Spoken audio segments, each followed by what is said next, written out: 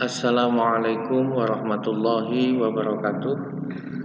Anak-anak sekalian, pada kesempatan ini kita akan membahas tentang Wali Songo, materi untuk kelas 12 Madrasah Aliyah Negeri Tiga Nganjuk.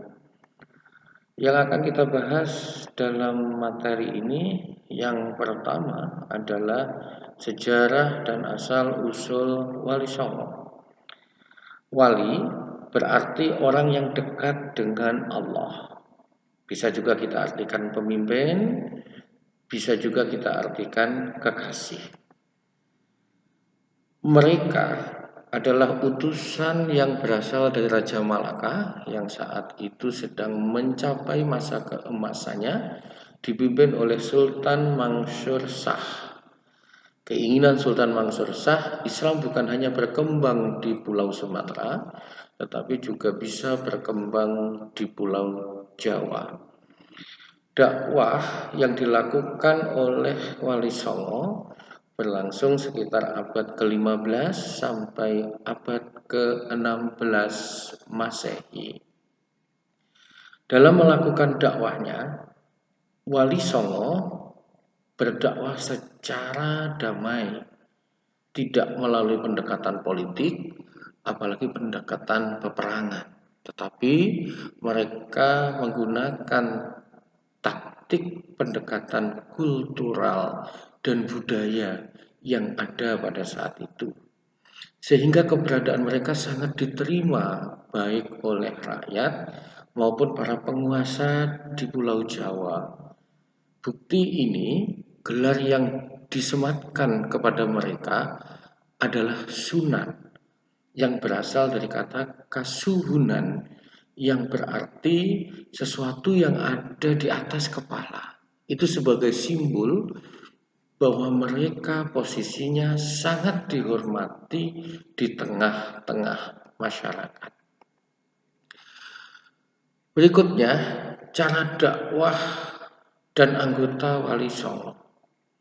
Cara dakwah yang dilakukan oleh Wali Songo dikenal sangat akomodatif dan fleksibel. Akomodatif dan fleksibilitas dakwah mereka bisa kita lihat tradisi bakar kemenyan yang biasa dilakukan oleh penganut agama Hindu-Buddha yang kemudian menjadi bagian dari budaya Jawa tetap dipertahankan oleh Sunan Kalijaga. Karena bakar kemenyan juga dikenal dalam budaya Islam yang bertujuan untuk mengharumkan ruangan dan mengharumkan orang-orang yang saat itu berkumpul dalam sebuah majelis. Hanya saja yang awalnya kemenyan Jawa yang lebih cenderung memiliki bau yang menyengat, kemudian diganti dengan kemenyan Arab yang lebih wangi.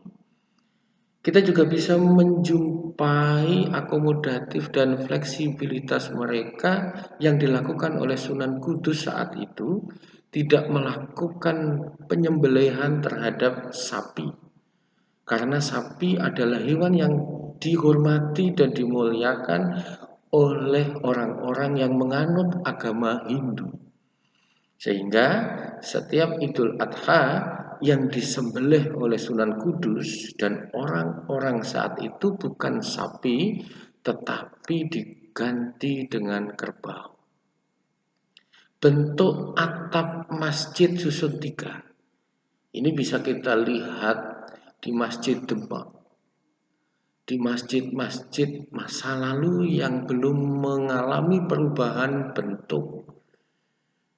Bentuk tiga lingga ini dikenal di kalangan agama Hindu dan Buddha. Dan budaya ini dipakai oleh para Wali Songo ketika mereka mendirikan masjid. Yang kemudian tiga lingga itu dimaknai iman, Islam, dan ihsan. Kita juga melihat wayang kulit dan budaya-budaya Jawa yang masih lestari sampai sekarang. Budaya tersebut bukan dihilangkan oleh para wali, tetapi diberi nuansa dan rasa yang lebih islami dibandingkan ketika belum kedatangan agama Islam. Sehingga wayang kulit yang awalnya hanya mengisahkan tentang perang Ramayana, begitu diislamisasi oleh Sunan Kalijaga, banyak sekali judul-judul wayang yang lebih islami dan punya ajaran-ajaran agama di dalamnya.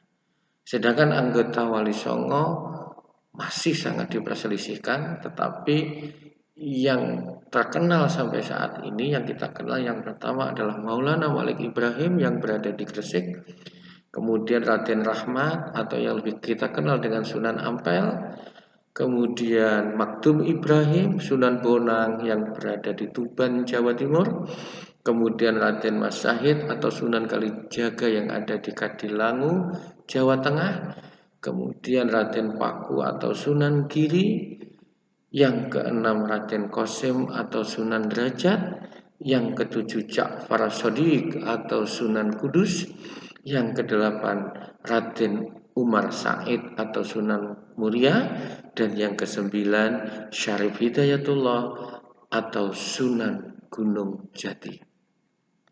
Demikian anak-anakku sekalian terkait dengan pembahasan kita tentang Wali Songo pada saat ini. Terima kasih dan sampai jumpa pada materi berikutnya. Wallahul muwaffiq ila aqwamit thoriq. Wassalamualaikum warahmatullahi wabarakatuh.